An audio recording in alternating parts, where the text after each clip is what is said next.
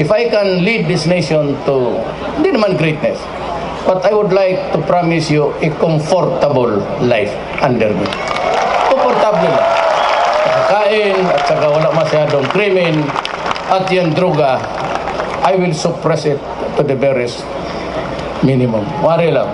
But what I can assure this nation, the Republic of the Philippines, is that yung pag-ibig, that would not be a cut sword for me.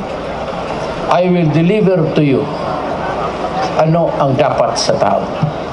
I will make sure that there is no corruption, and I will make sure that we can correct. Just give me time. I do not want to blurt out things which I cannot do, but you just watch me.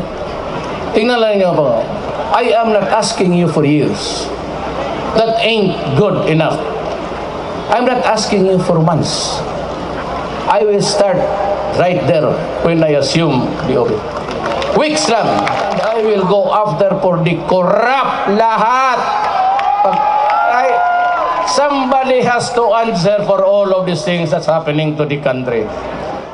Maraming salamat po. And may God bless our country, the Philippines. And may God bless the Filipino people.